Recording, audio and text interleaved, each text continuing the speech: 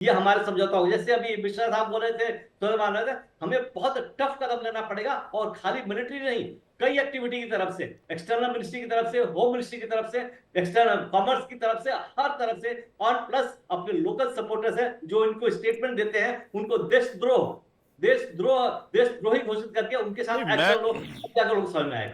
मैं ये सर ये समझौता वाला फॉर्मूला समझ नहीं पाया। क्या जी? पाकिस्तान में समझौता वाला जो फॉर्मूला था, आपने आपने जो इलाज गिनवाए वो बिल्कुल सही है, सटीक है, मैं आपका समर्थन करता हूं ये। लेकिन जो समझौता वाला फॉर्मूला था, माथुर सर भी सुन रहे हैं और बाकी मेहमान भी सुन रहे हैं और मेरे दर्शक भी सुन रहे हैं, हम 4 जंगें लड़ चुके हैं। 1947-48 में पहली जंग लड़ी हमने, जब देश का विभाजन हुआ, और पाकिस्तान भारत के विरोध के नाम पर ही तो बना भाई। जिसको हिंदुस्तान में नहीं रहना था वो पाकिस्तान गया, यानी जिसने भारत का विरोध किया। तो जो पैदाइशी आपका दुश्मन मुल्क है, आपने उसके साथ समझौता समझौता खेला, और देखिए, आज भी हम सीजफायर खेल रहे हैं कि कैजुअलिटी नहीं ये, होनी चाहिए। हाँ, सीजफायर देखिए के नाम पर, सीजफायर के नाम पर इतनी कैजुअलिटी हो चुकी है जितनी कैजुअलिटी जंग में नहीं होती है, वॉर में नहीं होती है। अरे इतना मैं नुकसान वॉर में नहीं होता है जितना हमने पाकिस्तान के साथ ऑलरेडी झेला है। फिर भी हम हमारे इस समझौते वाले माइंडसेट से बाहर नहीं निकलते। विवेक, एक ही हमने बात और पाकिस्तान कहना को चाहूंगा मोस्ट फेवर्ड नेशन का दर्जा दे दिया। दादा, कुछ समझ नहीं आता ये क्यों उन सैनिकों की शहादत का अपमान है, उनके खून का अपमान है, ये उनके ब्लड का अपमान है, जिन्होंने अपने देश के लिए सर्वोच्च बलिदान दिया। अरे 71 ये वॉर में पाकिस्तान पैदा ही हुआ भारत के विरोध के नाम पर। आपने विवेक 4 जंगें लड़ी, उसके बाद भी हम बस लेके चले जाते हैं, हम ट्रेन लेके घुस जाते हैं। अरे अरे देखिए, दोस्ती करो, दोस्ती करो, क्या खाक दोस्ती? वो हर दूसरे दिन हम पर अटैक करता है, हमारे लोगों को मारता है। खाक समझौता, हम क्यों नहीं इंडस वाटर ट्रीटी तोड़ सकते हैं? दुनिया का कोई ऐसा मुल्क बता दीजिए। इजराइल ने खाक करके रख दिया पूरा फिलिस्तीन को, और अभी लेबनान में घुसकर मार रहा है वो। पाकिस्तान को क्रश करना, मैं 71 वॉर की बता रहा हूं, उनके 99,000 सोल्जर्स वापस कर दिए। हमारे कई एयरफोर्स ऑफिसर जो रिजेक्ट हुए थे, उनको नहीं बुलाया गया। तो गवर्नमेंट ने क्या डिसाइड, उनके सोल्जर्स के बारे में उनकी चिंता थी, लेकिन हमारे जो पीएडब्ल्यू थे कितने साल तक रहे वहां पर, उनकी बहुत लंबी लिस्ट थी, 28-30 लोग थे, पर्टिकुलरली ज्यादातर उसमें एयरफोर्स के पायलट थे जो इजेक्ट करके वहां अटैक हुए थे, उनको नहीं बुलाया गया। ये शिमला में अपने लोगों को, जब भी कोई समझौता होता है, इसमें अपने लोगों को क्यों भूल जाते हैं, समझ में क्यों नहीं आता क्या करते हैं। 62 वॉर के बाद छोड़ो, 65-71 में अपना कुछ नहीं किया। अभी देखिए 71 में जो भी हुआ, उसके 3 साल के अंदर ही हमारे मुजीबुर रहमान को हटा दिया गया। और अब यह बांग्लादेश हमारे साथ कैसे क्रिएट कर रहा है? तो जब बांग्लादेश को हमने क्रिएट किया तो हमारे लायबिलिटी बन गया। अभी तो हमें तो कुछ एक्शन लेना चाहिए था, and we have to be proactive. अभी जिस तरह से हिंदुओं का नरसंहार बांग्लादेश में हुआ था, वहां बांग्लादेश अलग चमका रहा है, वो चिकन नेक की बात कर रहा है, ये अलग माहौल बना रहा है बांग्लादेश। अरे भाई साहब, यूक्रेन ने सिर्फ इतना कहा था, हमें नेटो में शामिल कर लो। रशिया ने यूक्रेन की धज्जियां उड़ा दी, मिट्टी में मिला दिया, खाक में घुसा दिया, सिर्फ इस बात से कि वो नेटो में शामिल होना चाहता था। एक लाइन की बात थी, वो नेटो में शामिल होना चाहता था, उतने में एक बहाना। ये हमारे छाती पे रोज एक बम गिरा रहे हैं। हम कह रहे हैं अभी समझौता करेंगे, ये करेंगे, वो करेंगे, सीज फायर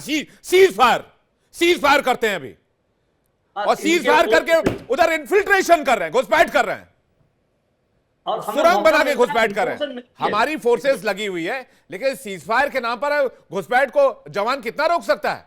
हजारों किलोमीटर की सरहद है। एक जवान 12 घंटे की ड्यूटी कर रहा है, 14 घंटे 16 घंटे की ड्यूटी कर रहा है, आपका सीज फायर खत्म नहीं हो रहा है, और सीज फायर में उधर से क्रॉस फायरिंग भी कर दे रहे हैं वो लोग। सर ये पाकिस्तान नहीं, ये एक ऐसा मुल्क हमारे लिए बन चुका है जिसको सुलझाना बहुत जरूरी है सर।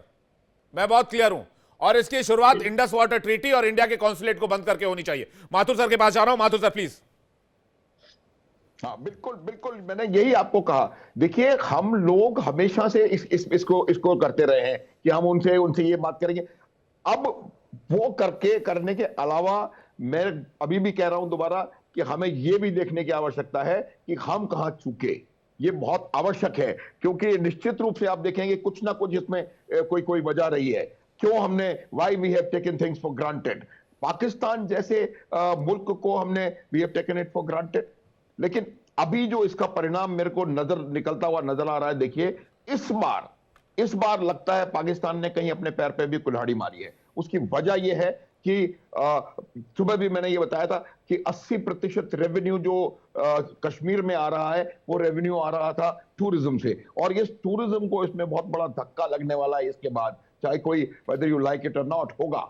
तो उसमें क्या होने को नुकसान हो रहा है कि अब आज पहली बार हमने देखने को मिला है जो रिएक्शन घाटी से आया है इसका। घाटी में लोग बाग कैंडल मार्चेस कर रहे हैं, घाटी के हर पार्टी के हर नेता ने इसको कंडेम किया है। उसकी वजह यह है कि उनको नजर आ रही थी एक विंडो डेवलपमेंट की, उनको नजर आ रही है एक विंडो अच्छी लाइफ की। अगर दोबारा वहां पर ये टेररिज्म पूरी तरह से आ गया तो आने वाली 3 जनरेशंस फिर इसके चक्कर में फंसेंगी और हजारों जाने जाएंगी और कोई डेवलपमेंट नहीं होगा और आप सफर करते रहेंगे। तो ये आज कश्मीरी समझ रहा है और इस वजह से मैं इस लाडली लड़ाई मैं पर्यटन वाले एंगल पर आऊंगा माथुर सर, लेकिन मैं वापस आपको इस एंगल पे लाना चाहता हूं। ये जो हमने लाडला लाडला खेला है, ये समझौता खेला है ना, मैं इस वाले एंगल पे आता हूं सर। 1996 सर, 1996 सर, पाकिस्तान को 1996 में 1996 में मोस्ट फेवर्ड नेशन का दर्जा दिया गया।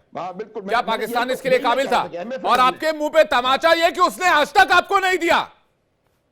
बिल्कुल, पाकिस्तान ने आज तक आपको मोस्ट फेवर्ड नेशन का दर्जा नहीं दिया। 1996 में हमने दिया, 1999 में करगिल हुआ, उसके बाद 2019 में जब हमला हुआ आतंकी तब हमने उसको सस्पेंड किया।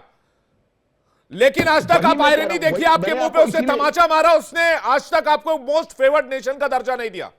हम ये लाडला पाकिस्तान, समझौता वाला पाकिस्तान, सरेंडर टू देम, वही एक लाइन मैंने इसीलिए बोली थी आपके कि we have surrender to them in 1978 in Shimla. तो ये आपको मैं बता रहा हूं कि उसकी वजह ये है कि हमारी पॉलिसीज काफी हद तक कुछ यहाँ के इंडियंस की क्या गलती, भारतीयों की क्या गलती है सर? क्यों सर हमारी पॉलिसी ऐसी क्यों सर? आज का जनरेशन पूछेगा सर, अपने पहले के जनरेशन से, पहले की सरकारों से ये सवाल करेगा सर, ऐसी पॉलिसी का हम क्या करें? हमारे 28 भाई बहन मारे गए वहां पर, इस पॉलिसी का क्या करें हम? कहां अचार डाले इस पॉलिसी का हम सर? बिल्कुल विवेक, बिल्कुल सही, बिल्कुल सही, देयर इज नो क्वेश्चन। और आज नहीं, अब तो 28 चले गए, तब उसके पहले मैंने 2 महीने पहले आपके चैनल पर यही बात कही है कि सीज फायर का कोई औचित्य नहीं है। आपको उनका जहां भी उनका जो अड्डा है, जहां पर उन्होंने ट्रेनिंग कैंप बनाए हैं, लॉन्च पैड बनाए हैं, उनको डिस्ट्रॉय करो, कोई मतलब नहीं है उनको यहाँ छोड़ने का। फिर पाकिस्तान फिर लाडला कैसे बनेगा सर? हाँ, ये उसकी मैं वजह बताता हूं कि एक बहुत बड़ा कंसिडरेशन ये है कि यहां पर बहुत सारे लोग, उनको लगता है कि अगर कोई एक्शन उधर लिया गया तो उनका एक सॉलिड वोट बैंक दाएं बाएं हो जाएगा।